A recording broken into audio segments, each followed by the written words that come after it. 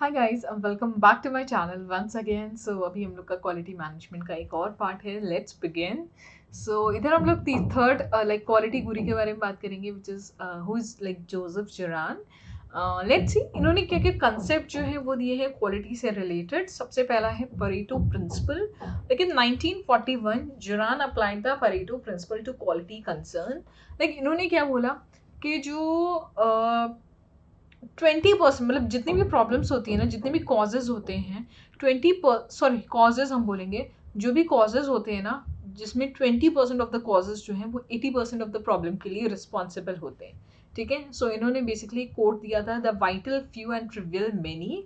So basically यही है कि 20% जो हैं वो तो मेजर प्रॉब्लम के लिए का रीज़न होते हैं, एंड जो 80% प्रॉब्लम होती हैं, कॉजेज होते हैं, सॉरी, उनको लाइक कम्प्लीटली इग्नोर कर दिया जाता है। The next is management theory. Okay, Juran is widely acknowledge for addition of the human dimension to quality management. Basically इन्होंने ये बोला है कि अगर आप चाहते हो कि आप क्वालिटी इंप्रूव करो तो आपको अपने मैनेजर्स को प्रॉपर ट्रेन करना होगा, एजुकेट करना होगा क्वालिटी के रिगार्डिंग। ठीक है, क्योंकि अगर वो चीज़ नहीं होगी तो वो बेसिकली रेजिस्ट करेंगे। अगर आप ऑर्गेनाइजेशन में कोई भी चेंजेस लाना चाहते हो तो उनका एक रेजिस्टेंस होगा, वो उसको ईजिली एक्सेप्ट नहीं कर पाएंगे, क्योंकि वो ये चीज़ समझ ही नहीं पाएंगे कि क्वालिटी मैनेजमेंट आपके ऑर्गेनाइजेशन के लिए कितना ज़्यादा इंपॉर्टेंट है। तो उनको इसकी नॉलेज जो है वो ज़रूर देनी चाहिए। देन जुरान ट्रायोलॉजी है। यहाँ पे क्या है, इन्होंने पॉइंट आउट क्या किया है, the cost of poor quality. Okay, Juran trilogy. So a cross functional management approach, जहाँ पे 3 मैनेजरियल प्रोसेसेस हैं, which are quality planning, quality control and quality improvement.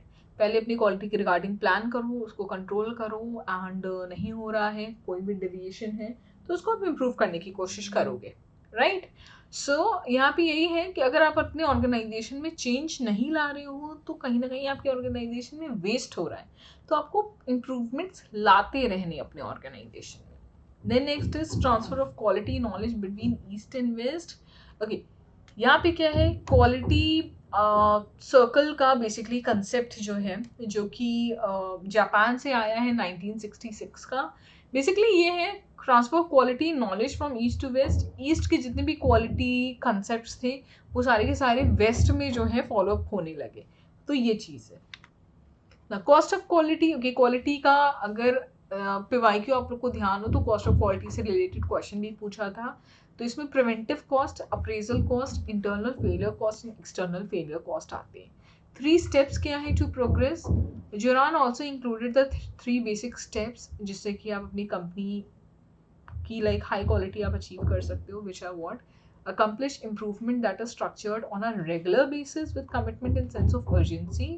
ठीक है, तो you have to like um, stress on continuous improvement. Then build an extensive training program, cultivate commitment and leadership at higher echelons of management. Now 10 steps क्या है to quality. Juran devised 10 steps of organization to follow to attain better quality, which are what? Establish awareness for the need to improve and the opportunities for improvement. Set goals for improvement. Organize to meet the goals that have been set. Provide training. Implement projects aimed at solving problems. Report progress. Give recognition. Communicate results. Keep score. Maintain momentum by building improvement in company's regular system. These are 10 steps to quality. Okay, now next डेमाइक process. तो ये डेमाइक process से भी काफ़ी question आता है आपके PYQ में। ये हमारा एक प्रॉब्लम सॉल्विंग टूल है जिससे कि आप अपने बिजनेस प्रोसेसेस को इम्प्रूव, ऑप्टिमाइज एंड स्टेबलाइज कर सकते हो। सो बेसिकली एक प्रॉब्लम सॉल्विंग मॉडल है जिसका काम यही होता है कि आप अपने ऑर्गेनाइजेशन को फर्दर इम्प्रूव कैसे कर सकते हो। तो डिमाई का एक्रोनिम क्या है? D stands for define, M is for measure, A is for analyse, I is for improve and C is for control. तो ये क्या है? ये प्रॉब्लम सॉल्विंग टूल है ऑब्वियसली, जिसको शेंग्यो शिंगो ने फाइंड आउट किया था ड्यूरिंग द डेवलपमेंट ऑफ मोका योग। तो these are the 5 steps. Define, यहाँ पे आप अपनी प्रॉब्लम को डिफाइन कर रहे हो कि लाइक एग्जैक्टली कस्टमर्स क्या हैं, हमारे प्रोडक्शन प्रोसेस में क्रिटिकल स्टेजेस क्या हैं।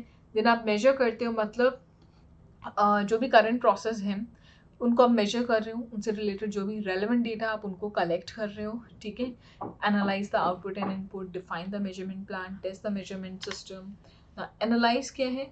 Subsequently the data was collected in the previous step, जो भी आपने डेटा कलेक्ट किए हैं अब आप उनको आइडेंटिफाई करो, उनको एनालाइज करो, ठीक है, कि उनका रूट कॉज क्या है, रिलेशनशिप का क्या डिफेक्ट या एरर के क्या कॉजेज हैं, इन्वेस्टिगेट करो।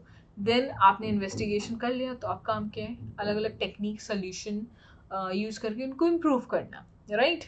देन कंट्रोल क्या है, this step does not only focus on control but on monitoring as well, ठीक है, यहाँ पे आप मॉनिटर कर रहे हो, कंट्रोल कर रहे हो एंड मेक श्योर कर रहे हो कि जो भी एरर्स पास्ट में हुए थे वो ना हो, चीज़ें जो है फ्यूचर में अच्छे से चलें। So this is my process, इसका एग्जाम्पल है, you can check from your end video pause करके।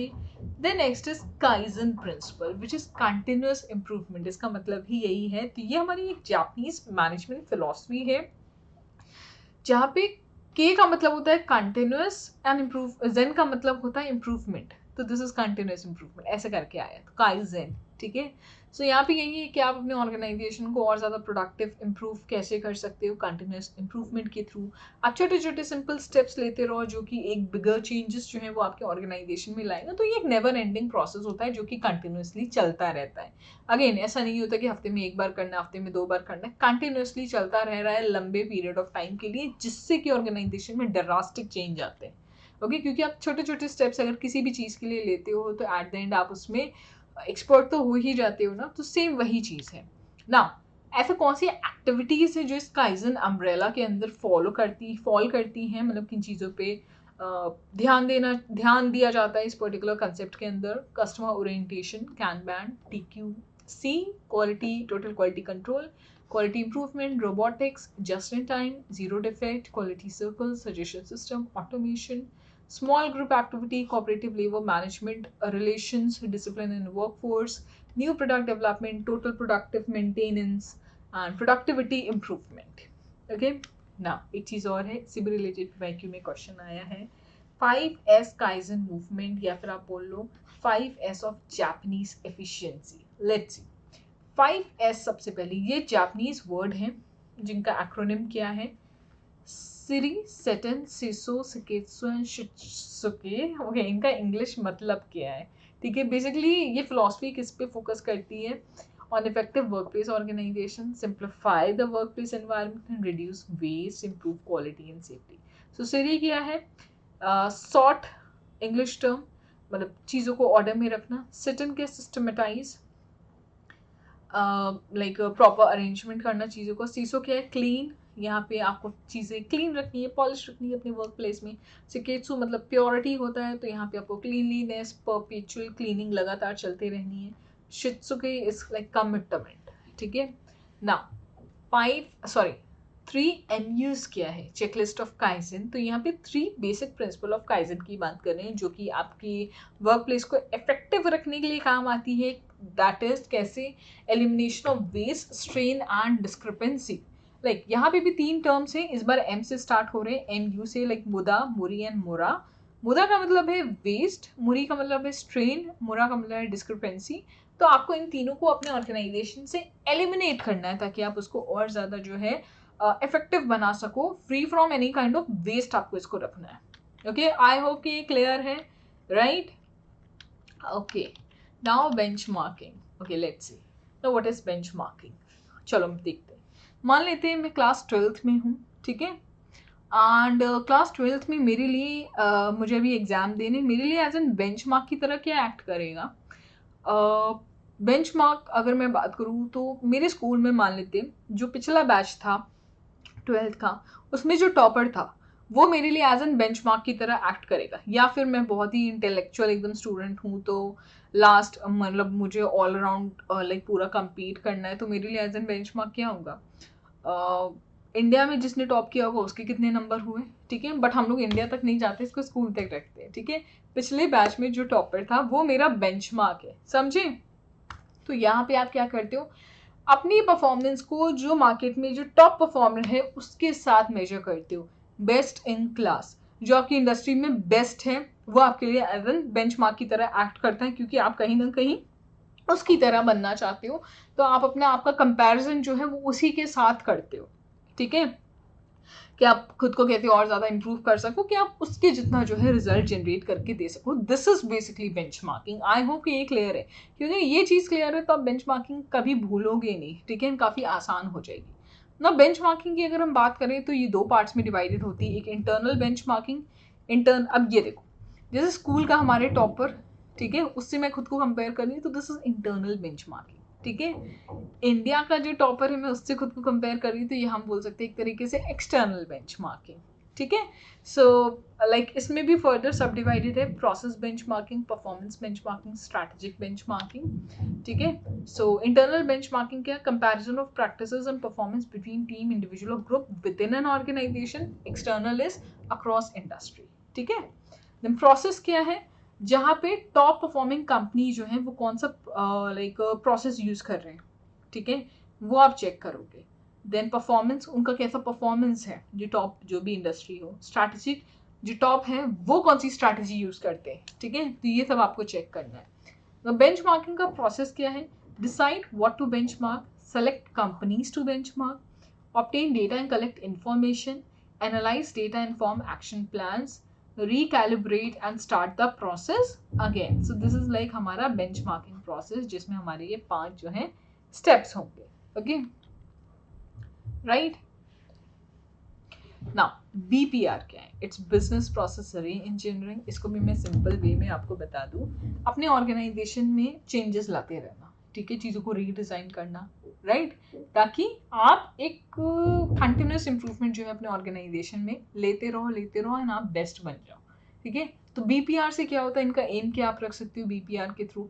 कॉस्ट कट करना है ना, एंड प्रोसेस का रिडंडेंसी जो होता है उसको कट डाउन करना. ठीक है, सो ये बीपीआर हो गया. सो बेसिकली यही है, री-इंजीनियरिंग इज लाइक कुछ ना कुछ चेंजेस लाना खुद को बेहतर बनाने के लिए. ठीक है ना. 6 स्टेप प्लान क्या है? सबसे पहले state a case for action, identify the process for री engineering, evaluate enablers for re-engineering, understand the current process, create a new process design, implement the re-engineered process. Okay, I hope ये clear है. अभी इसके लिए इतना ही, आगे का हम लोग नेक्स्ट सेशन में करेंगे. Thank you so much.